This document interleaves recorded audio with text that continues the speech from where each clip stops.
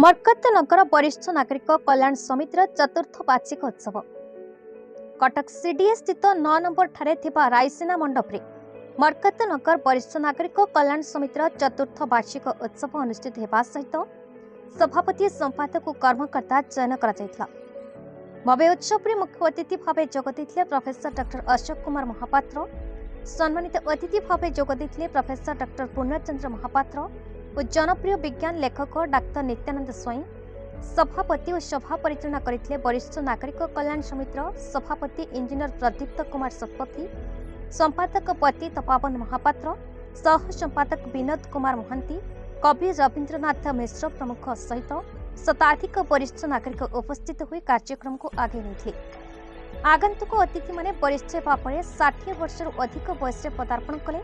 Lifestyle केमिति हेबा उचित, कौन खाइबे, केते बेले उठिबे, केते समय योगाभ्यास करिबे आ केते परिमाण रे पानी पीबे से विषय डाक्तर और विशेषज्ञ माने आलोचना करथिले। सभा कार्य पर सांस्कृतिक कार्यक्रम अनुष्ठित होता। वरिष्ठ नागरिक मानक पई आगामी दिन में अनेक किछि करबा को योजना अछि बोली सभापति इंजीनियर प्रदीप्त कुमार शतपथी प्रकाश करछथि।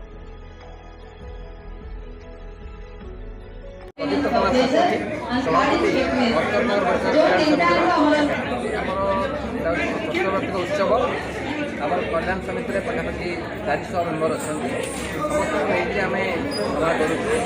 प्रत्येक मास आम इंटरव्यू मीटिंग हुए, केवल सभा समिति हुए ता नुहे बहुत विभिन्न सांस्कृतिक कार्यक्रम करूँ, स्वास्थ्य सचेतन कार्यक्रम करूँ, ब्लड डोनेशन कैंप करूँ। विभिन्न समय प्रत्येक मास आम आक्टिविटी चल मुझे जहाँ कह भाषण में समस्ते सरकार पॉजिटिव चिंता करी, नेगेटिव थिंकिंग रखिए ना मतलब समाज निज परिवार समस्त कार्य कर चलिए जहाँद्वारा वरिष्ठ मैंने बयस अतिक्रम थे सम्मान पाइबे। आज कार्यक्रम कौन कौन सब आज आप देखिए कार्यक्रम समाप्त होगा समस्त भी अच्छी सांस्कृतिक कार्यक्रम अच्छी समस्त नागरिक मध्याह्न समय सांस्कृतिक उपभोग करेंगे।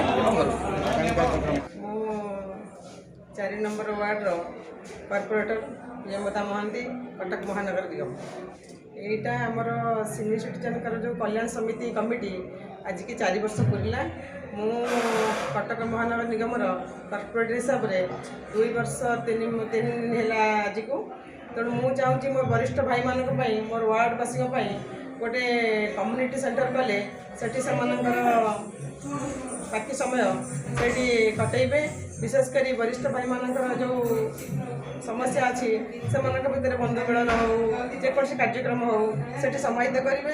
विशेषकर ये जो सब जगह जो मंडप भड़ा नवा समय किणवा पवन किणवा लाइट किणवा ए सब मुक्ति पाइबे। तेणु से कहूँगी सोया यूनिवर्सिटी मेडिकल एडवाइजर अच्छी देखो आम देश में आस्ते आस्ते वरिष्ठ नागरिक संख्या बढ़ुଛି। आज आम देश में मेल मानकर बंचार एज हूँ 71 वर्ष और फिमेल 72 वर्ष। तेणु धीरे धीरे आउ 10-15 वर्ष वरिष्ठ नागरिक मैंने बढ़े। तेणु वरिष्ठ नागरिक मानकर मानसिक स्तर शारीरिक स्तर आउ समाज केमती भल स्थान मन सुस्थ शरीर आरोग्य चिंता जो कथबार्ता कहते ये आज मंच 3 जन डाक्टर अच्छे समस्ते कहले कि आम जीवन शैली ठीक रहा दरकार। ओल्ड एज 3टा बड़ रोग ब्लड प्रेशर डायबिटीज और ओवरवेट। जदि आम जीवन शैली ठीक करवा खावा ठीक करवा तेल मसला खाइबानी लुण खाइबानी बेसी गरिष्ठ खाद्य खाइबानी ताले गैस हेनी ओजन बढ़ोनी जॉइंट पेन हेनी ब्लड प्रेशर बढ़ोनी।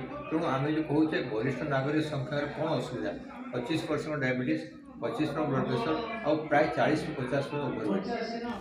कटक दामाचर बेउरांक रिपोर्ट भारत न्यूज।